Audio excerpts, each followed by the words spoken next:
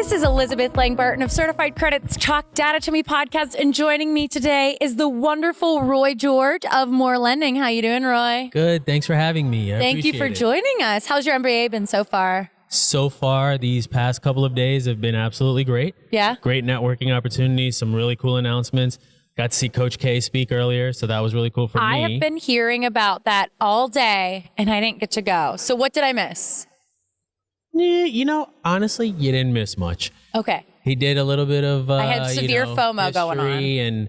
And he talked a little bit about, strategy, and that was kind of cool. And most of everybody couldn't hear anything that was going on because the crowd went back into the aisle. So it was mostly just a bunch of people standing there talking to each other about, ooh, there's Coach K. Okay. Yeah. All right. Well, I don't have as bad a FOMO now. But so today we're here to talk about advice for young lenders, talking about what your experience has been in the mortgage space. So let's just start at the beginning. How did you get started in the mortgage industry? I started in the mortgage industry in 1995. Okay. I was looking for a job while I was in college. I needed to pay for college. And so I got a job at a small little company called ASG that had an account for Mellon Mortgage where I was a collector. Okay. Mellon Mortgage is in like the Mellon that merged with BNY? That one, yeah. Okay. Yeah. Very cool. So you got started and you stayed. So I went to college to become an architect, and I just needed this job. So I ended up staying with that company the entire duration. And when I left and moved back downstate, my resume just kind of said I knew how to do something in the mortgage world, and that's how I kind of stayed there. Okay. Yeah. So looking at where you're at now, you've gone from, larger lender to now a small, almost a startup, we'll call it. Almost, yeah. Almost. So what has that experience been like? So I've had a little bit of experience prior, right? I've been at a startup before, but I've been at a lot of large companies over the years, from Citi to my last employer.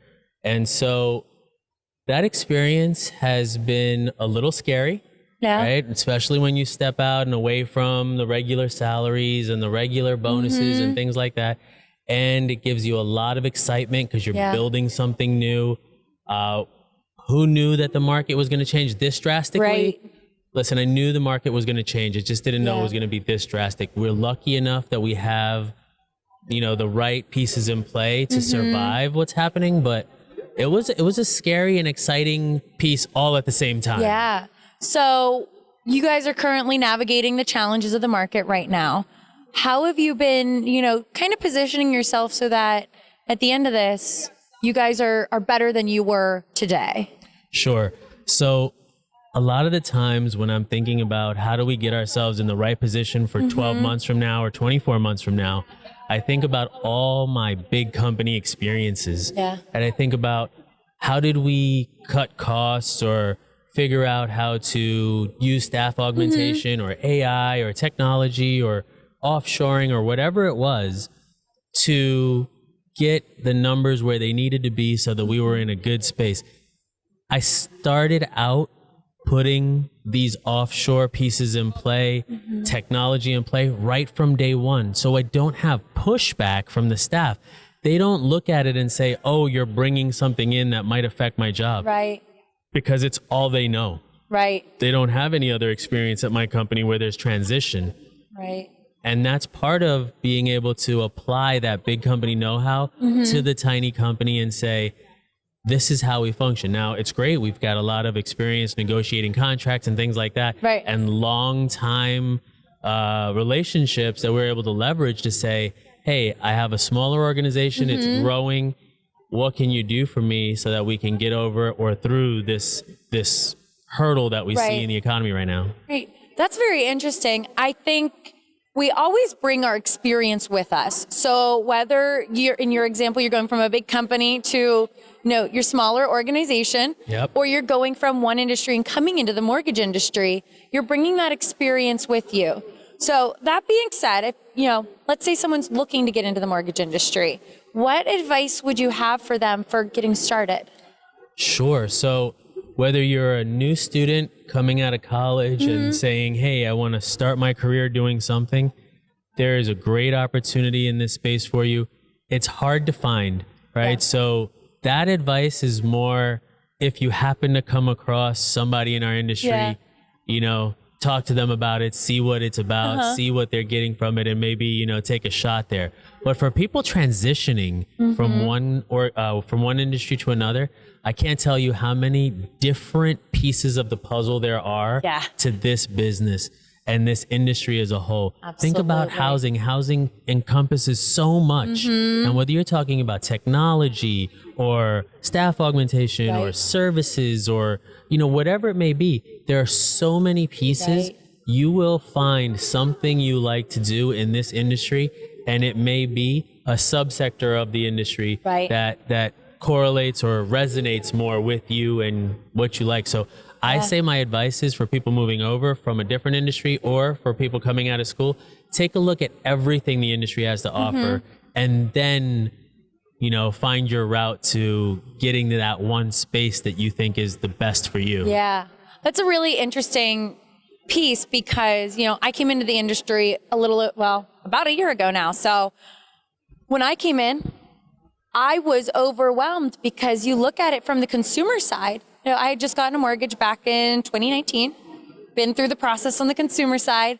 And to me, it looked like, okay, I give one person all my paperwork, and then that same person shows up on closing day and helps me sign all the paperwork. And maybe, you know, the title person was there. Right. But other than that, it's your loan officer, your real estate agent, and the title company. And that's all you know. And that's all you know. Right. And so you come in and you talk to these lenders and you talk to the people throughout the industry, and you really find out how much depth there is and how important this industry really is for our economy, for people in general. I mean, we were talking earlier about the Homes for All project and how we really shape the lives of our borrowers. Absolutely. And all consumers. So it's interesting to hear you say, you know, you will find a passion here, no matter what you look at.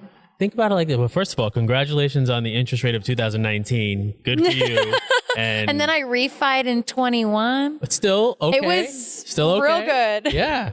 Yeah. Oh, actually, you got better. I got a better. Oh, okay, yeah. Great. Good for you. Thank God it wasn't this year. I know. But, you know, good for you. That's awesome. And yes, it is a reality. Take your own company, for example. You have to have technologists there that are doing dev work and creating new pieces that are customer facing or internal. Right. So there's a whole sector of your company there. There's your sales team who's out in the world getting new accounts. Right. There's everybody doing some piece of the pie that makes the entire company work. Right. And so you're exposed to all these different parts of it. And that's just one company. Yeah, that's just one company. And think about this hub we're sitting in right now. There's 100+ companies sitting in here that all do something different, but all have parts of the pie that are those little subsectors. Right. And in this scenario, we're only talking about your residential lending. You haven't even touched on commercial, the secondary market. There's so many opportunities. Real estate, title, insurance. There's so many parts or industries that make home ownership or just refinancing a house something that someone's able to do. Right. And it takes all of those people, right? The saying is it takes a village. And it's a true statement in our industry. Yeah, absolutely. So thinking about all those pieces of the puzzle, thinking about, we are in an industry that is a little bit older. We're bringing in new life to the industry. We have young people coming in all the time. What is one piece of advice you would give to someone who's just getting started? Besides, diversifying and looking at everything else. Sure. So number one piece of advice for anybody who's just getting started is, especially if you're getting started this year, is give it more than just your first year. I see a lot of people these days that are from one job to another within the first year to 2 years of being employed. And you're right. The average age in our industry is 50 plus, right? Yeah. And if we don't get that new blood and get people excited about being here, you're going to run into the issue of one day waking up and going, nobody's left in this industry. Yeah. So my piece of advice to people coming into the industry right now is give it more than a year, give it more than a year or two, and stay at a company for a year, 2, 3, and see if this industry is for you from that perspective. Don't even, try 5 different things at that company. Yeah. Stick to something, see if you like this industry, see if you like what this industry is about. And another piece to all of that, and I think it's really important, is try to get out to a trade show or something like this, where you're able to be exposed to everybody else that may be in your own shoes or have been in your shoes previously. Right. I'll say that has been, for me personally, the biggest thing. Getting out to trade shows, talking to people with experience, talking to people like you, talking to all of our guests here on Talk Data, and having that opportunity to build relationships. Because I think the one thing that stands out to me as different from the other industries I've been in is this is such a relationship-driven business. Absolutely. Yeah, no matter who you're talking to, what part of the process they're in, it's always about the relationship. I'll tell you one thing I tell a lot of my team and the staff that I see on a regular basis at my office is you've got to be able to be top of mind with everyone, not just the people you're doing business with, but with your clients, with any prospects that you're talking to. I say to them, everyone's a prospect all the time. And if you get a loan application out of it, now they're a lead. But the reality is you've got to be cognizant of what demographic they fall into from an age perspective. Because my 55 and older clients, they're okay with an email or a phone call or seeing them in person. Absolutely. And then I have the 25 and unders or the 35 and unders who are like, just text me, or I saw it on your IG feed, so I don't need an update. And I've got a loan officer that works at my company who works for one of my managers. This guy's got a TikTok feed that just runs regularly. Oh my gosh. Yeah, and I will tell you, 7 purchase deals this year off of his TikTok feed. Nice. Yeah. I'll tell you. And we're back. Unfortunately, our camera died, so here we are once again. So Roy, we were talking about TikTok. We were. Okay, TikTok, great platform for young lenders. Absolutely. Getting themselves out there, meeting their audience where they are. Yeah, no, absolutely. I think TikTok's a great platform, and I think you can get a lot of pull from it.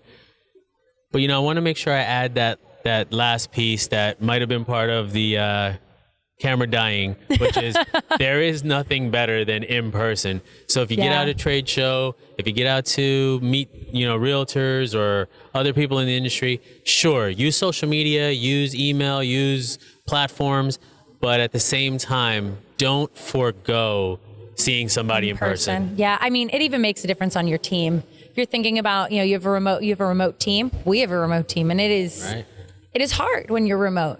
You can't get to know people as well. You don't get the body language. No, that's But then you meet them in person, and the collaboration just happens. And so when you think about getting in person, that's where the collaboration really, truly happens. So agreed. Getting out to these conferences and getting to meet others and hearing about their experiences. Absolutely. I agree with you 100%. And, I hope that this segment that we did will help people to say, hey, I want to get out there and get to something, or I just want to get out there and start talking to people that aren't just in my chat or on my thread or, on my For You page. Right. Reach out to someone. Know somebody in your local area? Go get a coffee. Yeah. That's the best way to form a relationship. And if you are using social media, don't forget to get Be Real.